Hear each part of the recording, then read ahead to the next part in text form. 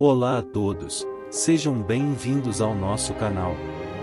Hoje falaremos do livro de 1 Coríntios 1. Mas antes de começarmos, já deixe seu like e se inscreva no canal e ative as notificações para não perder a palavra de Deus. 1 Coríntios 1. Paulo, chamado para ser apóstolo de Cristo Jesus pela vontade de Deus, e o irmão Sóstenes, à Igreja de Deus que está em Corinto, aos santificados em Cristo Jesus e chamados para serem santos, juntamente com todos os que, em toda parte, invocam o nome de nosso Senhor Jesus Cristo, Senhor deles e nosso. A vocês, graça e paz da parte de Deus nosso Pai e do Senhor Jesus Cristo. Sempre dou graças a meu Deus por vocês, por causa da graça que lhes foi dada por Ele em Cristo Jesus. Pois nele vocês foram enriquecidos em tudo, em toda palavra e em todo conhecimento. Porque o testemunho de Cristo foi confirmado entre vocês. De modo que não lhes falta nenhum dom espiritual, enquanto vocês aguardam que o nosso Senhor Jesus Cristo seja revelado. Ele os manterá firmes até o fim, de modo que vocês serão irrepreensíveis no dia de nosso Senhor Jesus Cristo. Fiel é Deus, o qual os chamou à comunhão com seu Filho Jesus Cristo, nosso Senhor. Irmãos, em nome de nosso Senhor Jesus Cristo suplico a todos vocês que concordem uns com os outros no que falam, para que não haja divisões entre vocês, e, sim, que todos estejam unidos num só pensamento e num só parecer. Meus irmãos, fui informado por alguns da casa de Cloe de que há divisões entre vocês. Com isso quero dizer que cada um de vocês afirma, eu sou de Paulo, eu de Apolo, eu de Pedro, e eu de Cristo. Acaso Cristo está dividido? Foi Paulo crucificado em favor de vocês? Foram vocês batizados em nome de Paulo? Dou graças a Deus por não ter batizado nenhum de vocês, exceto Crispo e Gaio. De modo que ninguém pode dizer que foi batizado em meu nome. Batizei também os da casa de Estéfanas, além destes, não me lembro se batizei alguém mais. Pois Cristo não me enviou para batizar, mas para pregar o Evangelho, não com palavras de sabedoria humana, para que a cruz de Cristo não seja esvaziada. Cristo, sabedoria e poder de Deus. Pois a mensagem da cruz é loucura para os que estão perecendo, mas para nós, que estamos sendo salvos, é o poder de Deus. Pois está escrito, destruirei a sabedoria dos sábios e rejeitarei a inteligência dos inteligentes. Onde está o sábio? Onde está o erudito? Onde está o questionador desta era? Acaso não tornou Deus louca a sabedoria deste mundo? Visto que, na sabedoria de Deus, o mundo não o conheceu por meio da sabedoria humana, agradou a Deus salvar aqueles que creem por meio da loucura da pregação. Os judeus pedem sinais miraculosos, e os gregos procuram sabedoria. Nós, porém, pregamos a Cristo crucificado, o qual, de fato, é escândalo para os judeus e loucura para os gentios. Mas para os que foram chamados, tanto judeus como gregos, Cristo é o poder de Deus e a sabedoria de Deus. Porque a loucura de Deus é mais sábia que a sabedoria humana, e a fraqueza de Deus é mais forte que a força do homem. Irmãos, pensem no que vocês eram quando foram chamados. Poucos eram sábios segundo os padrões humanos, poucos eram poderosos, poucos eram de nobre nascimento. Mas Deus escolheu as coisas loucas do mundo para envergonhar os sábios, e escolheu as coisas fracas do mundo para envergonhar as fortes. Ele escolheu as coisas insignificantes do mundo, as desprezadas e as que nada são, para reduzir a nada as que são. Para que ninguém se vanglorie diante dele. É, porém, por iniciativa dele que vocês estão em Cristo Jesus, o qual se tornou sabedoria de Deus para nós, isto é, justiça, santidade e redenção. Para que, como está escrito, quem se gloriar, glorie-se no Senhor. Eu mesmo, irmãos, quando estive entre vocês, não fui com discurso eloquente nem com muita sabedoria para lhes proclamar o mistério de Deus. Pois decidi nada saber entre vocês, a não ser Jesus Cristo, e este, crucificado. E foi com fraqueza, temor e com muito tremor que estive entre vocês. Minha mensagem e minha pregação não consistiram de palavras persuasivas de sabedoria, mas consistiram de demonstração do poder do Espírito. Para que a fé que vocês têm não se baseasse na sabedoria humana, mas no poder de Deus. Entretanto, falamos de sabedoria entre os maduros, mas não da sabedoria desta era ou dos poderosos desta era, que estão sendo reduzidos a nada. Pelo contrário, falamos da sabedoria de Deus, do mistério que estava oculto, o qual Deus preordenou, antes do princípio das eras, para a nossa glória. Nenhum dos poderosos desta era o entendeu, pois, se o tivessem entendido, não teriam crucificado o Senhor da glória. Todavia, como está escrito, olho nenhum viu, ouvido nenhum ouviu, mente nenhuma imaginou o que Deus preparou para aqueles que o amam. Mas Deus o revelou a nós por meio do Espírito. O Espírito sonda todas as coisas, até mesmo as coisas mais profundas de Deus. Pois, quem dentre os homens conhece as coisas do homem, a não ser o Espírito do homem que nele está? Da mesma forma, ninguém conhece as coisas de Deus, a não ser o Espírito de Deus. Nós, porém, não recebemos o Espírito do mundo, mas o Espírito procedente de Deus, para que entendamos as coisas que Deus nos tem dado gratuitamente. Delas também falamos, não com palavras ensinadas pela sabedoria humana, mas com palavras ensinadas pelo Espírito, interpretando verdades espirituais para os que são espirituais. Quem não tem o Espírito não aceita as coisas que vêm do Espírito de Deus, pois lhe são loucura, e não é capaz de entendê-las, porque elas são discernidas espiritualmente. Mas quem é espiritual discerne todas as coisas, e ele mesmo por ninguém é discernido, pois quem conheceu a mente do Senhor para que possa instruí-lo? Nós, porém, temos a mente de Cristo. Irmãos, não lhes pude falar como a espirituais, mas como a carnais, como a crianças em Cristo. Dei-lhes leite, e não alimento sólido, pois vocês não estavam em condições de recebê-lo. De fato, vocês ainda não estão em condições. Porque ainda são carnais. Porque, visto que há inveja e divisão entre vocês, não estão sendo carnais e agindo como mundanos. Pois quando alguém diz, eu sou de Paulo, e outro, eu sou de Apolo, não estão sendo mundanos. Afinal de contas, quem é Apolo? Quem é Paulo? Apenas servos por meio dos quais vocês vieram a crer, conforme o ministério que o Senhor atribuiu a cada um.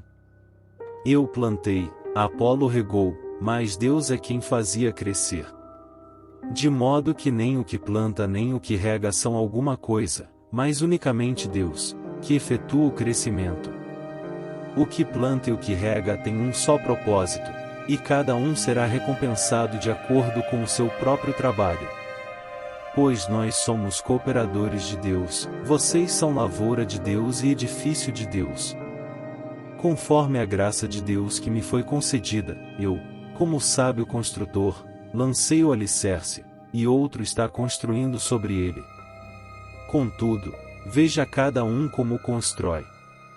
Porque ninguém pode colocar outro alicerce além do que já está posto, que é Jesus Cristo.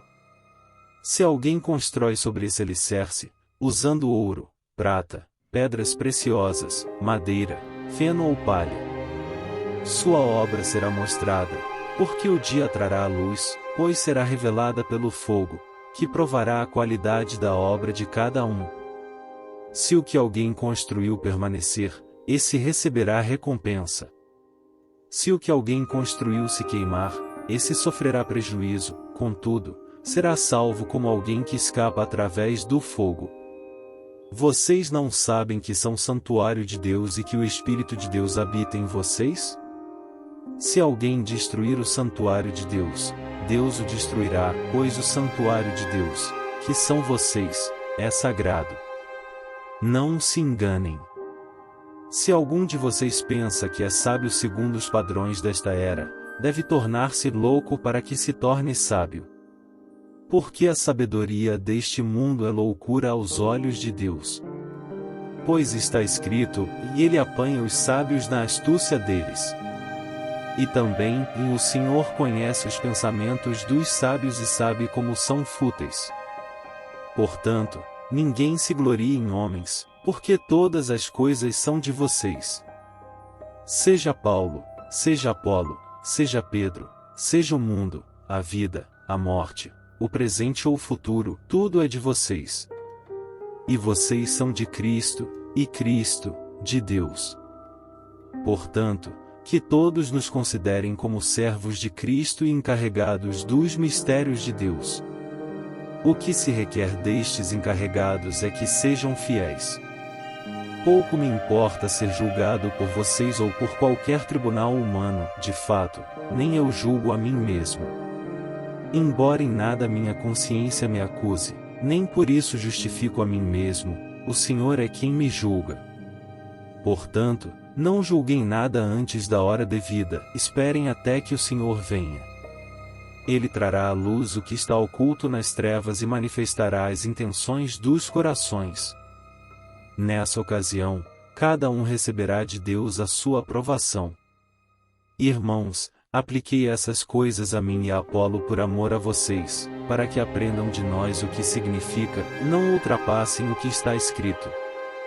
Assim, ninguém se orgulha a favor de um homem em detrimento de outro. Pois, quem torna você diferente de qualquer outra pessoa? O que você tem que não tenha recebido? E se o recebeu, por que se orgulha, como se assim não fosse? Vocês já têm tudo o que querem. Já se tornaram ricos. Chegaram a ser reis, e sem nós. Como eu gostaria que vocês realmente fossem reis, para que nós também reinássemos com vocês. Porque me parece que Deus nos colocou a nós, os apóstolos, em último lugar, como condenados à morte. Temo-nos tornado um espetáculo para o mundo, tanto diante de anjos como de homens. Nós somos loucos por causa de Cristo, mas vocês são sensatos em Cristo. Nós somos fracos, mas vocês são fortes. Vocês são respeitados, mas nós somos desprezados. Até agora estamos passando fome, sede e necessidade de roupas, estamos sendo tratados brutalmente, não temos residência certa e trabalhamos arduamente com nossas próprias mãos. Quando somos amaldiçoados, abençoamos, quando perseguidos, suportamos. Quando caluniados, respondemos amavelmente. Até agora nos tornamos a escória da terra, o lixo do mundo. Não estou tentando envergonhá-los ao escrever estas coisas, mas procuro adverti-los, como a meus filhos amados. Embora possam ter 10.000 tutores em Cristo, vocês não têm muitos pais, pois em Cristo Jesus eu mesmo os gerei por meio do Evangelho. Portanto, suplico-lhes que sejam meus imitadores. Por essa razão estou lhes enviando Timóteo, meu filho amado e fiel no Senhor, o qual lhes trará à lembrança a minha maneira de viver em Cristo Jesus, de acordo com o que eu ensino por toda parte, em todas as igrejas. Alguns de vocês se tornaram arrogantes, como se eu não fosse mais visitá-los. Mas irei muito em breve, se o Senhor permitir, então saberei não apenas o que estão falando esses arrogantes, mas que poder eles têm. Pois o reino de Deus não consiste de palavras, mas de poder. Que é que vocês querem? Devo ir a vocês com vara, ou com amor e espírito de mansidão? Por toda parte se ouve que há imoralidade entre vocês, imoralidade que não ocorre nem entre os pagãos, a ponto de alguém de vocês possuir a mulher de seu pai. E vocês estão orgulhosos. Não deviam, porém, estar cheios de tristeza e expulsar da comunhão aquele que fez isso? Apesar de eu não estar presente fisicamente, estou com vocês em espírito. E já condenei aquele que fez isso, como se estivesse presente. Quando vocês estiverem reunidos em nome de nosso Senhor Jesus, estando eu com vocês em espírito, estando presente também o poder de nosso Senhor Jesus Cristo, entreguem esse homem a Satanás, para que o corpo seja destruído, e seu espírito seja salvo no dia do Senhor. O orgulho de vocês não é bom. Vocês não sabem que um pouco de fermento faz toda a massa ficar fermentada? Livrem-se do fermento velho, para que sejam massa nova e sem fermento, como realmente são. Pois Cristo, nosso Cordeiro Pascal, foi sacrificado. Por isso, celebremos a festa, não com o fermento velho, nem com o fermento da maldade e da perversidade, mas com os pães sem fermento da sinceridade e da verdade. Já lhes disse por carta que vocês não devem associar-se com pessoas imorais. Com isso não me refiro aos imorais deste mundo, nem aos avarentos, aos ladrões ou aos idólatras. Se assim fosse, vocês precisariam sair deste mundo. Mas agora estou lhes escrevendo que não devem associar-se com qualquer que, dizendo-se irmão, seja imoral, avarento, idólatra, caluniador, alcoólatra ou ladrão. Com tais pessoas vocês nem devem comer. Pois, como haveria eu de julgar os de fora da igreja? Não devem vocês julgar os que estão dentro? Deus julgará os de fora. Expulsem esse perverso do meio de vocês. Se algum de vocês tem queixa contra outro irmão, como ousa apresentar a causa para ser julgada pelos ímpios, em vez de levá-la aos santos? Vocês não sabem que os santos hão de julgar o mundo? Se vocês hão de julgar o mundo, acaso não são capazes de julgar as causas de menor importância? Vocês não sabem que haveremos de julgar os anjos? Quanto mais as coisas desta vida. Portanto, se vocês têm questões relativas às coisas desta vida, designem para juízes os que são da igreja, mesmo que sejam os menos importantes. Digo isso para envergonhá-los. Acaso não há entre vocês alguém suficientemente sábio para julgar uma causa entre irmãos? Mas, ao invés disso, um irmão vai ao tribunal contra outro irmão, e isso diante de descrentes. O fato de haver litígios entre vocês já significa uma completa derrota. Por que não preferem sofrer a injustiça? Por que não preferem sofrer o prejuízo? Em vez disso vocês mesmos causam injustiças e prejuízos, e isso contra irmãos. Vocês não sabem que os perversos não herdarão o reino de Deus? Não se deixem enganar, nem imorais, nem idólatras, nem adúlteros, nem homossexuais passivos ou ativos, nem ladrões, nem avarentos, nem alcoólatras, nem caluniadores, nem trapaceiros herdarão o reino de Deus. Assim foram alguns de vocês. Mas vocês foram lavados, foram santificados, foram justificados no nome do Senhor Jesus Cristo e no Espírito de nosso Deus. Tudo me é permitido, mas nem tudo convém. Tudo me é permitido, mas eu não deixarei que nada domine. Os alimentos foram feitos para o estômago e o estômago para os alimentos, mas Deus destruirá ambos. O corpo, porém, não é para a imoralidade, mas para o Senhor, e o Senhor para o corpo. Por seu poder, Deus ressuscitou o Senhor e também nos ressuscitará. Vocês não sabem que os seus corpos são membros de Cristo? Tomarei eu os membros de Cristo e os unirei a uma prostituta? De modo nenhum. Vocês não sabem que aquele que se une a uma prostituta é um corpo com ela? Pois, como está escrito, os dois serão uma só carne. Mas aquele que se une ao Senhor é um espírito com ele. Fujam da imoralidade sexual.